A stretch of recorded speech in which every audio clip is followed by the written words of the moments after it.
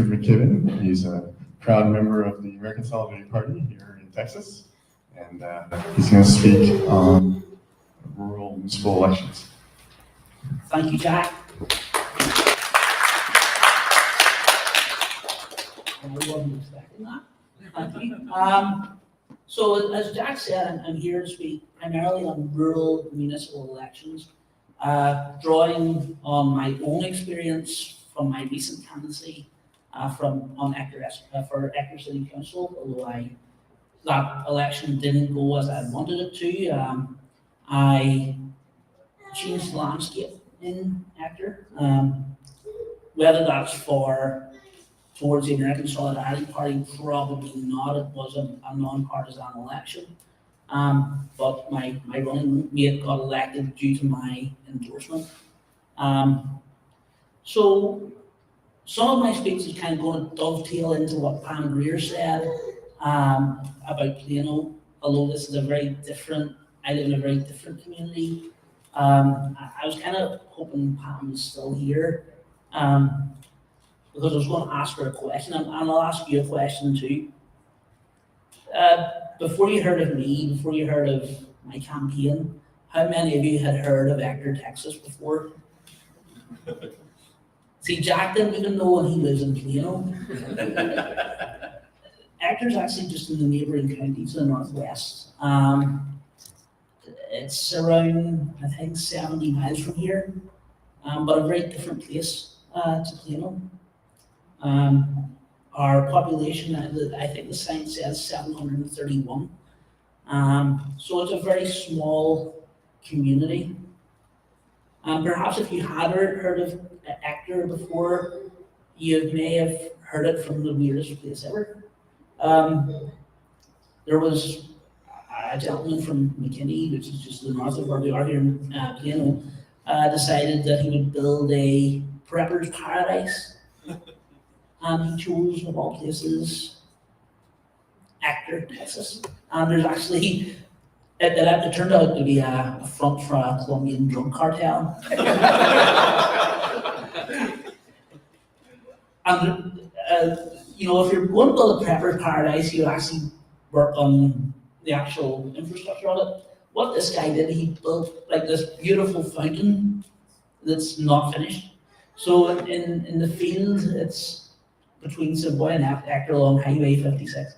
In just this random field, there's this massive half-built fountain, and it's there. And so that's Ector.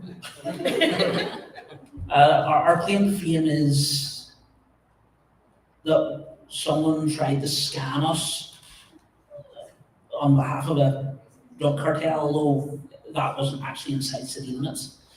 But Pam said Pat said a lot of very interesting things that I concur with, and that is just make your voice heard.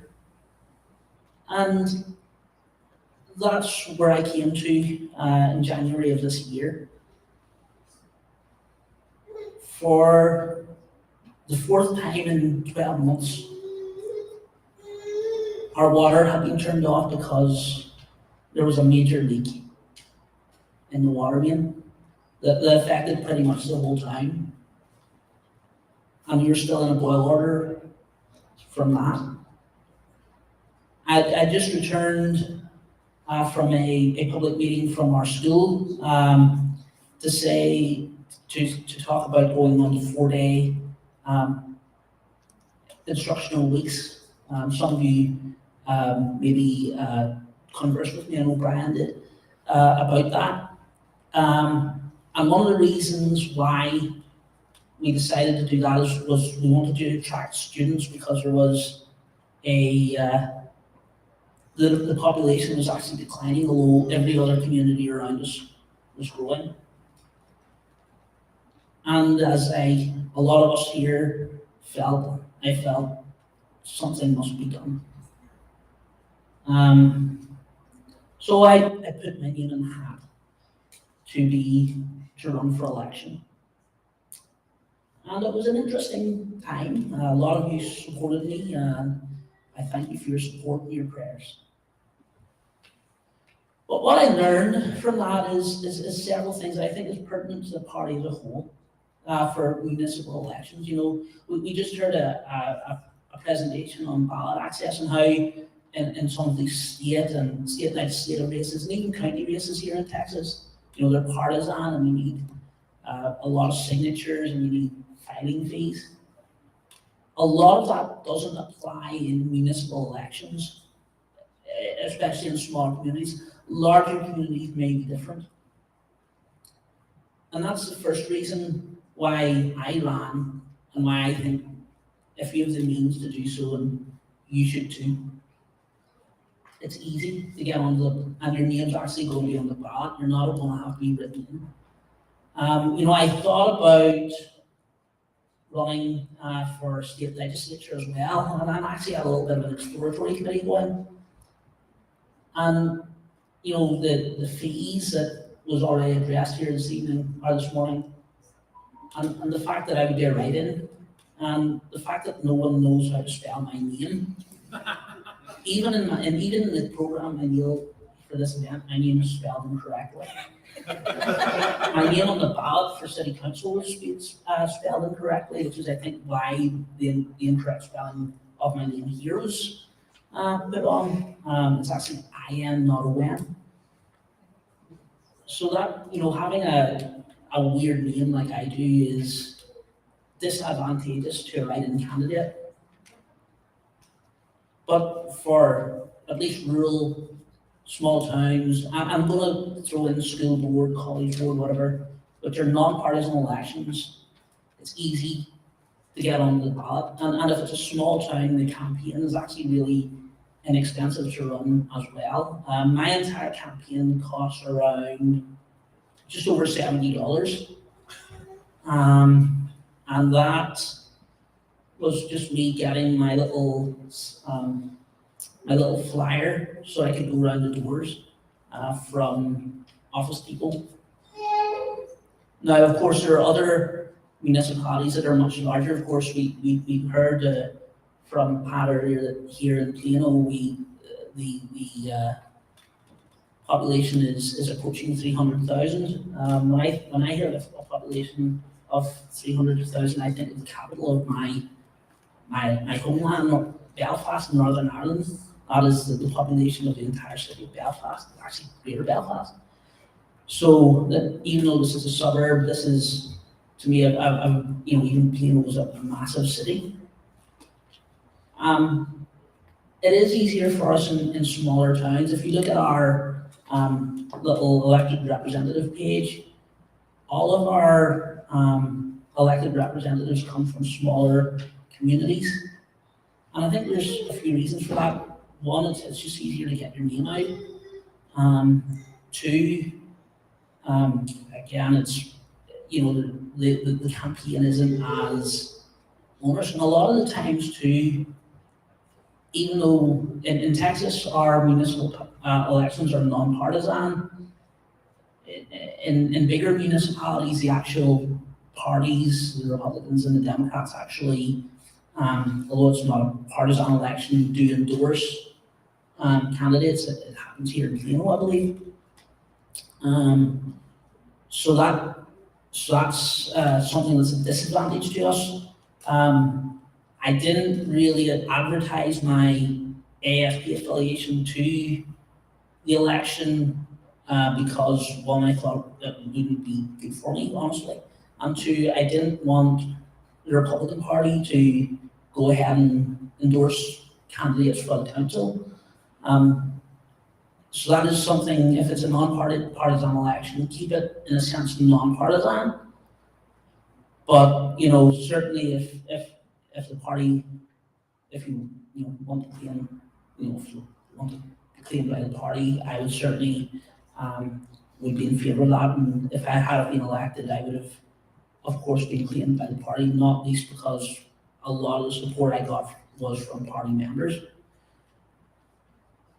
Another reason why we should look into these smaller elections, these municipal and school boards, etc., is that it's good practice for other elections, it's almost like our own primary process. One of the reasons we had the primary process is because it gave a chance for our campaigns to actually put out a message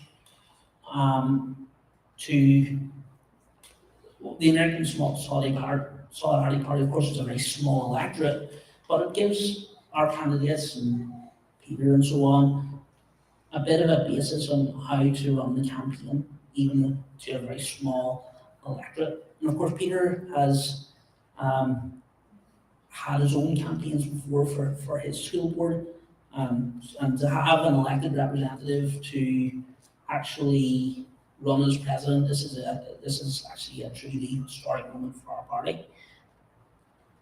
Someone who is actually an actual sitting elected official. Another reason I think that would be good is if we do get elected again, and I'm going to use Peter as the example, that if we get elected at these lower positions, then people will be more willing to vote for our candidates in higher positions. It's kind of like God in a way, if you excuse this, but it's like the parable of the tenants. You know, I'm sure we're all aware, but you know, what happened to the two good servants that was good with their tenants? God gave them more responsibility and gave them more jurisdiction. And I think the electorate's a little bit like that. We may put in our two talents and come back with four. Well, the electorate might say, okay, well then I'll put you in charge of something else. I'll put you into maybe county commissioner or state house or something like that. So that's another reason why running in smaller municipal elections is could be a very valuable tool for us in the near future.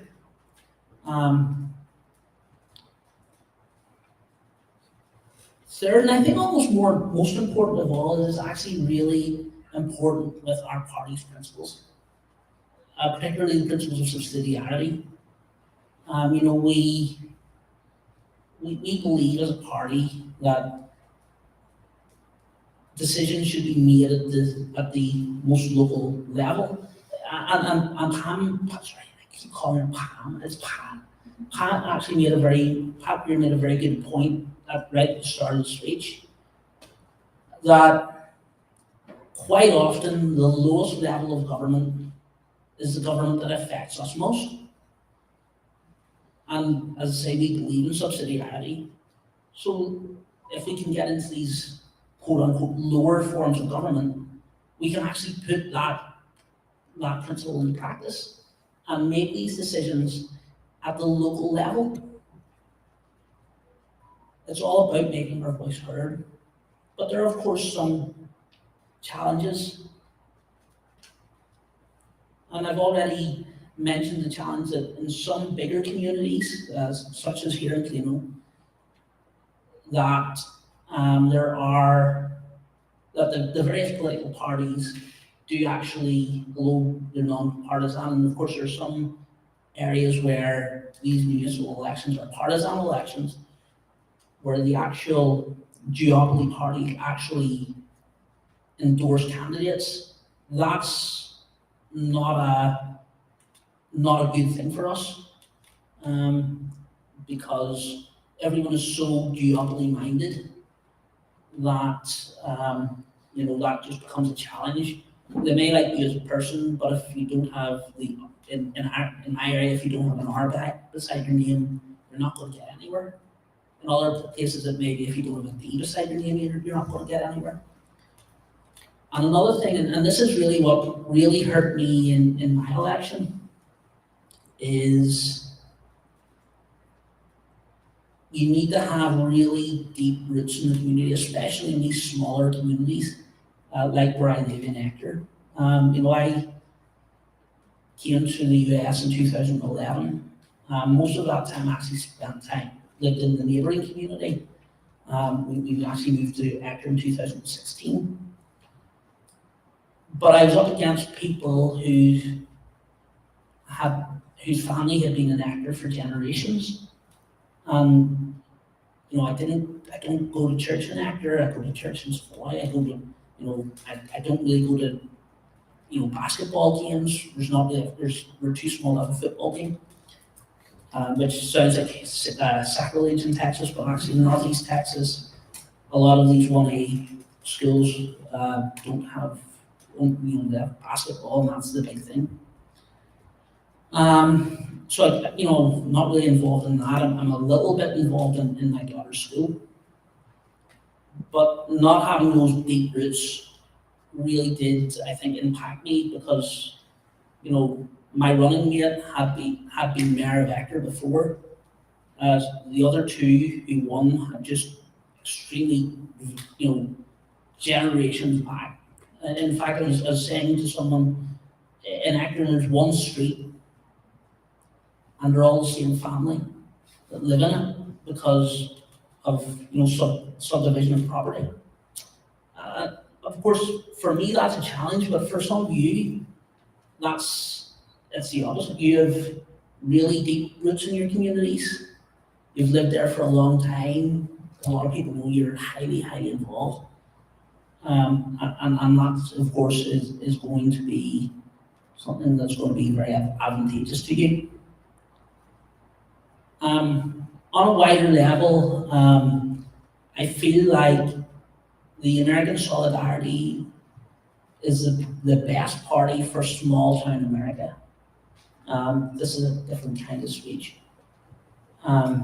We're the party that believes, yes, in subsidiarity. And I think that principle, although it is something that is applicable here in Plano, as we heard earlier, it's applicable particularly in smaller communities. I'll contrast Plano and Ector, two less than 100 miles from each other, but yet two very different communities in many ways. So one thing that works well in Plano may work completely differently in Ector, vice versa. Ian, you asked a question, Pat, about underfunding of utilities. It's the absolute opposite in Ector. We don't have money to update the utilities, which is one of the reasons I ran, because our water utilities are crumbling, and we don't have the money to fix it, and we have a very low tax base. So something that might work for Plano is definitely not going to work for Ector.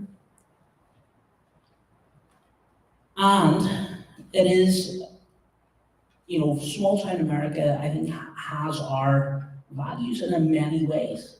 Yes, it may be deep, deep red when you talk to them about social issues, but when you talk about economic issues, when you talk about access to healthcare, you'd be shocked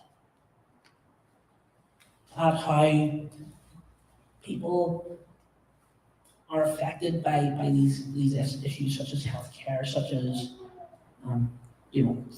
economics, social security, and so on, and more labour friendly. I would say even that the American Solidarity Party is the natural party of the redneck. Because what do we believe? We believe in Judeo-Christian values, for the most part. Yet coupled with ideals about, labour, with, kind of working class ideas, not socialism, of course, most of us. Things that would be appealing to rural people who aren't exactly on the top economic plane, let's say. So it's our party that can be the standard bearer. And that's all I have for today. Does anyone have any questions?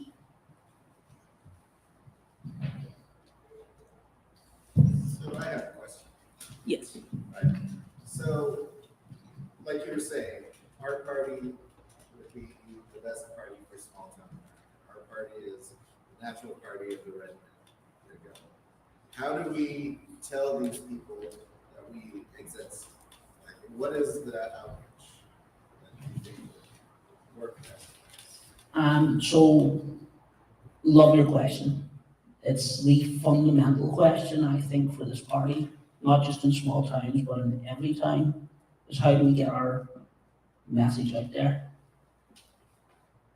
In small towns, I think it's more interpersonal, as I said in my delegate. I think it can be done through social media as well. You know, a lot of small towns have Facebook groups and so on, as do larger community Facebook groups. If they allow political posting, certainly during the Abernathy campaign, I was quite active promoting the party. Was it effective? Not really, but at least it got the name out. I think part of the problem though in Texas, especially where I am, people may not be as happy with Trump, but they're happy with Greg Abbott, which is, you know, I saw you rolling your eyes there, but that, you know, that is an issue that let's be honest here. Greg Abbott is more popular than Donald Trump here in Texas. So people who may have voted for us in 2020 for Brian or whatever may have voted for Brian, but then in 2022 may have switched back to Greg Abbott. I certainly believe that to be the case, actually. But yeah, it's interpersonal. You know, we don't have a lot of money, but I think social media is another highly valuable thing for us. One thing I was wanting to mention is, you know, in Ector, no one really campaigned for city council. I was the first one to actually knock on doors in a long time, and actually drove one of turned out to be my running mate to also campaign. Although it wasn't as effective as I would have liked it. It is just having to, but one thing I also did is I had my campaign Facebook page, and that's free. I would love to see, you know, an active ASP group, chapter, whatever you want to call it, in every county. That's probably not going to happen, but in some, at least some of the bigger areas, not just Dallas or Houston or whatever, but in places like Sherman and places like Longview, you know, where there is still that, it's kind of still small, but where I think we can really do better. I think in Texas, actually, our biggest opportunity, discussing this with Warren earlier, is along the border, particularly around Laredo and places like that. But yeah, in cases where I am, I think a lot of the outreach is interpersonal. Yes. I was just gonna add a comment that a lot of smaller towns still have small town newspapers. Those are fewer and fewer. They're getting gobbled up, of course, but where that is more popular than social media, especially with the older generation. So it doesn't take much to put a little blurb in the paper and say something about ASP and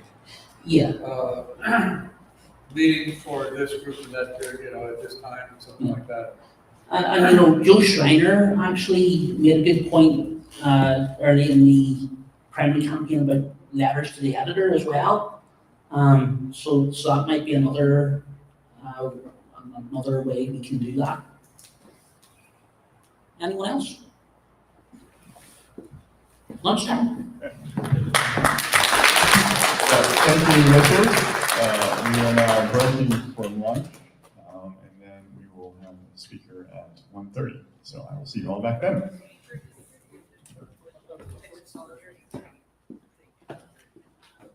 Oh, wait. says working session. Yeah, sorry, Texas Solidarity Party is meeting at 1:30.